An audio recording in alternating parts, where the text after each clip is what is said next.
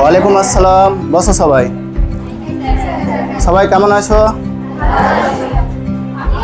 হ্যাঁ, আমিও ভালো আছি।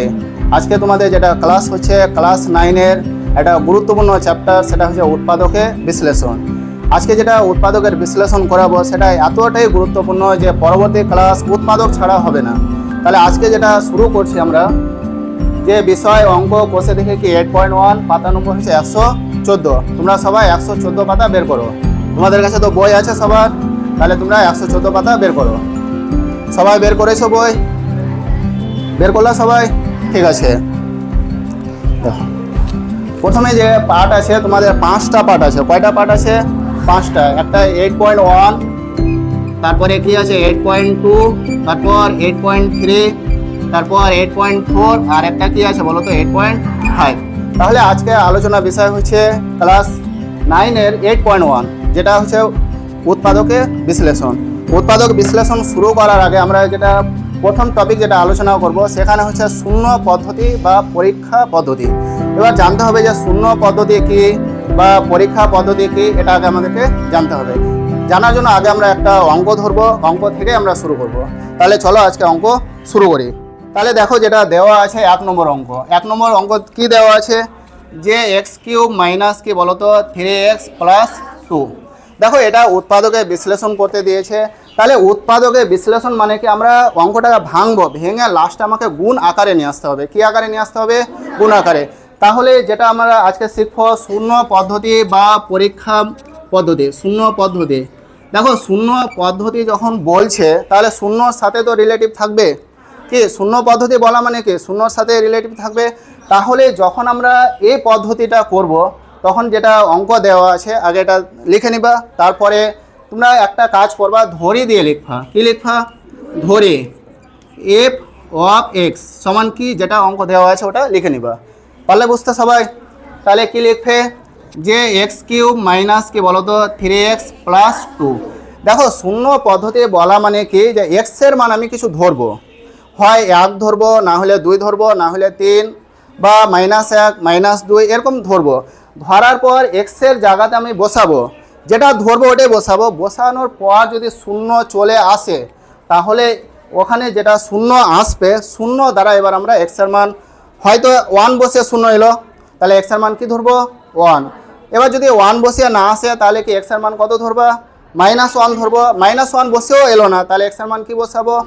2 বসাবো। তারপর এক্সের মান -2, এইভাবে করবা। তাহলে দেখো আগে আমরা প্রথমে এক্সের মান 1 ধরে করছি। যদি আমি এক্সের মান 1 বসাই, সাইডে আগে অঙ্কটা লিখবা। সাইডে কি লিখবা? অঙ্কটা লিখবা x³ মাইনাস কি বলতো 3x প্লাস 2। যেটা অঙ্ক দেওয়া আছে সেটাই লিখবা। সবাই পারবে, দেখে দেখে তো লিখতে পারবা সবাই। তাহলে এক্সের মান মনে মনে তুমি 1 বসাও। ধরো আগে কি যে যাচাই করবা যে কি মান বসিয়ে 0 পাওয়া যাচ্ছে। আগে এখানে অঙ্ক করবা না, যখন আমি জেনে নিলাম যে এক্সের মান 1 বসিয়ে 0 পাওয়া যাচ্ছে তখন এক্সের মান 1 বসাবা। তাহলে দেখো তো 1 বসিয়ে কি পাওয়া যাচ্ছে? এক্সের মান 1 বসালে কি 1/3 হয়েছে। তারপরে কি আছে বলো তো -3, এক্সের মান কত ধরেছি? 1, তারপরে প্লাস 2 হয়েছে এই পর্যন্ত। তাহলে 1/3 মানে কত? 1/3 মানে কত বলো তো? 1। আর যদি আমরা এটা গুণ করি 3 একে 3 প্লাস কি বলো তো 2। তাহলে দেখো 1 থেকে 3 বাদ দাও, তাহলে -2 আর +2 বসে গেল। তাহলে এটা থেকে কত এলো বলো তো? 0। তাহলে আমরা এক্সের মান 1 বসিয়ে কি বলো তো 0 পাওয়া গেছে। তাহলে এবার আমরা কি করব, এই জায়গাতে করবা যে এফ অফ এক্সের মান কি ধরে আমরা 0 পেলাম বলো তো? 1। তাহলে 1 বসিয়ে দিলাম। এবার এখানে যে কাজটা করা গেছে এবার এটাকে ভালোভাবে এখানে করবে। তাহলে কি এক্সের মান কত ধরেছিলাম? 1। তাহলে 1/3 মাইনাস কি 3 × 1 প্লাস কি বলো তো 2। তাহলে কি হবে 1 - 3 + 2, তাহলে কত? -2, তারপর +2 = 0। এই পর্যন্ত সবাই বুঝতে পেরেছো? তাহলে এবার বলবা যে আমি এক্সের মান কত ধরে 0 পেলাম। এক্সের মান কত ধরে 0 পেয়েছি? 1। তাহলে x = কি 1 লেখা যাবে? যাবে। এবার তোমরা বলো তো যে স্যার এক্সের মান 1 পেলাম, 1 কি হয়ে আছে? যোগ হয়ে আছে, এপারে নিয়ে আসলে কি হবে? বিয়োগ। তাহলে আমরা কি করবো বলো তো? -1। আর যেহেতু আমি 1কে এপারে নিয়ে চলে এসেছি তাহলে এখানে কি পড়ে থাকলো? 0। তাহলে আমি একটা উৎপাদক পেলাম, যে এক্সের মান 1 বসে একটা উৎপাদক কি পেলাম? x - 1 হয়েছে এই পর্যন্ত সবার? কারো অসুবিধা আছে কি? তারপরে কি করবা, যেটা অঙ্ক দেওয়া আছে সেটা লিখবে। তার আগে একটা লাইন লিখবে যে x-1, তাহলে দেখো এটা পরপর লিখবা, জায়গা নাই সেই জন্য এখানে লিখছি। তাহলে কি লিখবা, যে অতএব এফ এক্স এর একটি উৎপাদক কি বলতো, এর একটি উৎপাদক কত বলতো, x-1। এই পর্যন্ত কারো অসুবিধা আছে কি? এবার যেটা অঙ্ক দেওয়া আছে এটা থেকে শুরু করবা, এখন দিয়ে লিখবা। এখন তাহলে কি লিখবা বলতো, x³ মাইনাস কি বলতো 3x প্লাস 2। দেখো এবার হচ্ছে মেন আমাদের অঙ্ক। প্রথমে এবার কি করবা, যে এটা আছে এখানে একটা সমান দিবা আর একটা সমান দিবা। দেখো যেটা আমরা শূন্য পদ্ধতি বা পরীক্ষা পদ্ধতি করব, তার জন্য তোমাদের নিয়ম হচ্ছে যে এই লাইনটাকে একটা ফাঁকা রাখবা। লাইনটা আমরা পূর্ণ করব, কিন্তু তার আগে আমরা কি বলতো নিচের লাইনটা কাজ করব। যখন নিচে লাইন কাজ করবা, তোমরা আগে বলবা যে x-1 একটা কিন্তু আমরা উৎপাদক পেয়েছি। কি পেয়েছি বলো তো, x-1 একটা উৎপাদক পাওয়া গেছে। তাহলে যেটা উৎপাদক পাওয়া গেছে সেটাকে 3 বার লিখবে। কবার লিখবে? 3 বার। যেটা উৎপাদক পাওয়া যাচ্ছে ওটাকে কবার লিখবে? 3 বার। তাহলে x-1 আর এমনভাবে লিখবে যে এখানে একটা সংখ্যা বসাতে আমি পারি। তারপর এখানে এমনভাবে লিখবে যে একটা চিহ্ন আর একটা কি বলতো সংখ্যা বসাতে পারি। তাহলে দেখো তারপরে কি x-1, তারপরে কি বলতো x-1। দেখো যখন আমরা 8.1 চ্যাপ্টারটা করব, তখন সব ক্ষেত্রে যেটা আমরা উৎপাদক পাবো, কি বললাম, যেটা আমরা উৎপাদক পাবো, যেটা হয়তো x-1 পেয়েছি, এরপরে অঙ্ক আলাদা পেতে পারি, কিন্তু এটাকে কবার লিখতে হবে বলো তো, 3 বার। এই পর্যন্ত সবার বুঝতে পেরেছো? তারপরে কি করবা, যে দেখো যখন আমরা এটা লাইন করব, তারপরে দেখবা এই জায়গাটাকে লক্ষ্য করবা। বুঝতে পারছো সবাই? তাহলে কি লক্ষ্য করবা, এই জায়গাটা এখানে কত আছে x³। এবার তুমি তারপরে এই লাইনটাতে আসবে। কোন লাইনটাতে আসবে? এটাতে। তাহলে তুমি এবার বলবা x-কে কত দিয়ে গুণ করলে x³ পাওয়া যাবে, x²। তাহলে এখানে কি দেবা বলো তো, x²। এই পর্যন্ত হয়েছে সবার? তাহলে এবার গুণ করো, x²কে x দিয়ে গুণ করলে কত হবে, x³ আর x²কে -1 দিয়ে গুণ করলে -x²। বলো x²কে x দিয়ে গুণ করলাম তো x³ আর x²কে -1 দিয়ে গুণ করলাম তো -x²। পারলে বুঝতে? তারপরে কি করবা, দেখো এবার ওপরের লাইনটাতে যাবা।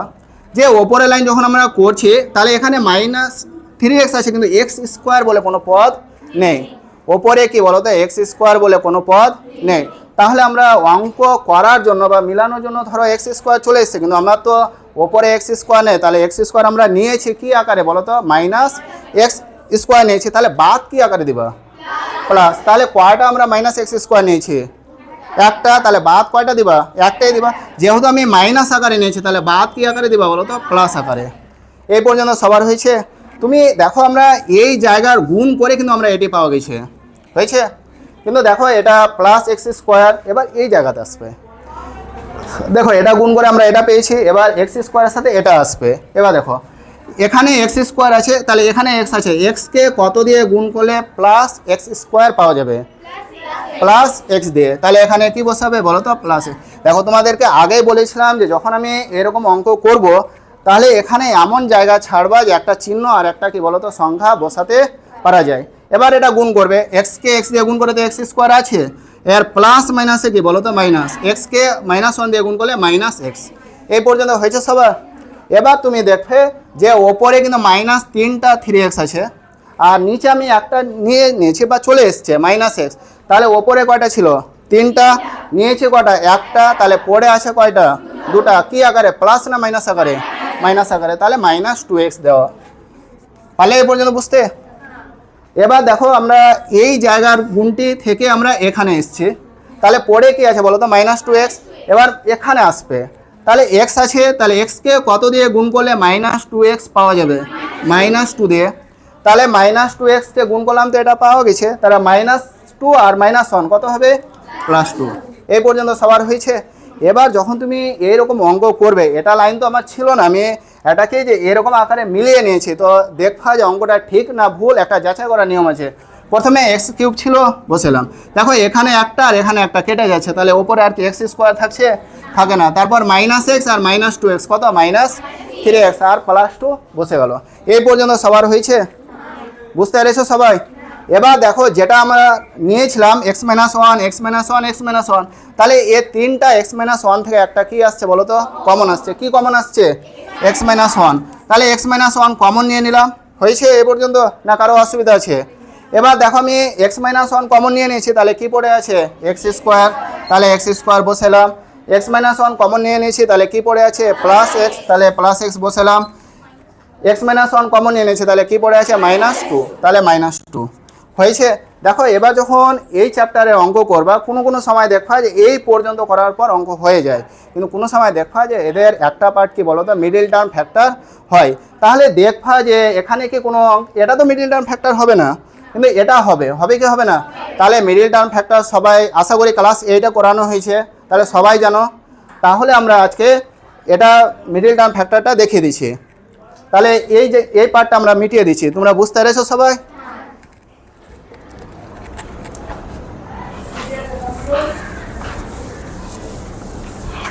তাহলে এবার কি করবে, যে এক্স মাইনাস ওয়ান বসাবে।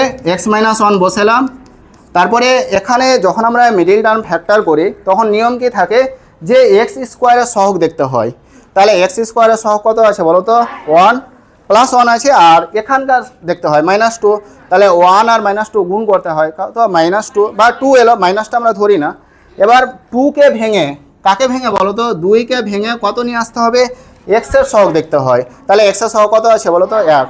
তাহলে দুইকে ভেঙে কত নিয়ে আসতে হবে? এক নিয়ে আসতে হবে। এবার আমাদের প্রশ্ন হচ্ছে, স্যার দুইকে ভেঙে এক কীভাবে নিয়ে আসবো? প্লাস আকারে নিয়ে আসবো না মাইনাস আকারে? দেখো এখানে যখন তুমি মিডিল টার্ম ফ্যাক্টর করবে তখন দুইয়ের আগে চিহ্ন দেখবে। কি বললাম তোমাদেরকে? দুইয়ের আগে চিহ্ন দেখবে। দুইয়ের আগে কি আছে বলো তো? মাইনাস। তাহলে যেটা আমরা মিডিল টার্ম ফ্যাক্টর করব, যেটাতে আমরা ওয়ান নিয়ে আসবো, সেটা কি আকারে আসবে বলো তো? মাইনাস আকারে। যদি এখানে প্লাস থাকতো তাহলে কি বলতো, উৎপাদকে যেটা মিডিল টার্ম ফ্যাক্টর সেটা কি দ্বারা আসতো? প্লাস দ্বারা। যেহেতু এখানে মাইনাস আছে তাহলে কি দ্বারা আসবে? মাইনাস। তাহলে দুইকে ভেঙে ওয়ান কীভাবে নিয়ে আসবা? দুই বিয়োগ এক। এটাই তো, দুই বিয়োগ এক করলে তো এক পাবে। তাহলে এবার কি লেখা? এটা ছিল, এটা বসিয়ে দাও। তারপরে সেকেন্ড বন্ধনী দাও। সেকেন্ড বন্ধনী আমরা কেন ব্যবহার করছি? যেহেতু প্রথম বন্ধনী ছিল আর তার মাঝে কি প্রথম বন্ধনী আসবে, তার জন্য আমরা কি ব্যবহার করব বলো তো? সেকেন্ড বন্ধনী। তাহলে কি লিখবে? এক্স স্কোয়ার প্লাস তারপরে টু মাইনাস ওয়ান। তাহলে এখানে টু মাইনাস ওয়ান, তারপরে কি এক্স মাইনাস কি বলো তো? টু। এই পর্যন্ত হয়েছে। তারপরে কি করবে, যে এক্স মাইনাস ওয়ান, তারপরে বন্ধনী দিবে এক্স স্কোয়ার, এক্সকে দুই দিয়ে গুণ করো, তাহলে প্লাস টু এক্স, প্লাস মাইনাসে কি বলো তো? মাইনাস। এক্সকে ওয়ান দিয়ে গুণ করলে কত? এক্স, আর মাইনাস টু। হয়েছে এ পর্যন্ত। তারপরে কি করবে, যেটা দেওয়া আছে এটা বসিয়ে দাও, এক্স মাইনাস ওয়ান। তারপর যখন আমরা মিডিল টার্ম ফ্যাক্টর করি তখন কি বলো তো, যে এখানে দুটো থেকে আর এই দুটো থেকে একটা কমন নিতে হয়। তাহলে এই দুটো থেকে একটা কমন নেওয়া যাবে। কি কমন নেওয়া যাবে? এক্স। তাহলে এক্স কমন নিয়ে নাও। যদি আমি এক্স কমন নিয়ে নিই, তাহলে কমন নেওয়া মানে কি? এক্স দিয়ে এদেরকে কি করা বলো তো? ভাগ করা। তাহলে এক্সকে এটা দিয়ে যদি ভাগ করি তাহলে এক্স, আর এক্সকে যদি এটা দিয়ে ভাগ করি তাহলে প্লাস টু। হয়েছে। তারপরে কি করবে, এই জায়গা থেকে কমন নিব। কিন্তু স্যার এই জায়গা থেকে কোনো কমন নেওয়া যাচ্ছে না। যখন কমন নেওয়া যাবে না, যখন আমরা মিডিল টার্ম ফ্যাক্টর করব, কমন নেওয়া না গেলে হয় প্লাস ওয়ান কমন আসবে, না হলে মাইনাস ওয়ান। তাহলে এখানে যেহেতু মাইনাস আছে, তাহলে মিডিল টার্ম ফ্যাক্টরে যেটা কমন নিব সেটা কত নেওয়া যাবে বলো তো? Minus one. তাহলে মাইনাস ওয়ান কমন নিয়ে নাও। মাইনাস ওয়ান যদি কমন নিই তাহলে এক্স, আর মাইনাস মাইনাসে কী বলো তো? Plus two. হয়েছে এই পর্যন্ত। এবার যখন আমরা দেখবো যে এখানে যখন অঙ্কগুলো করব, এই জায়গাতে কি বলো তো? একই আসতে হবে। যদি একই না আসে তাহলে তোমরা ভাববে যে আমাদের অঙ্ক কি হয়ে গেছে?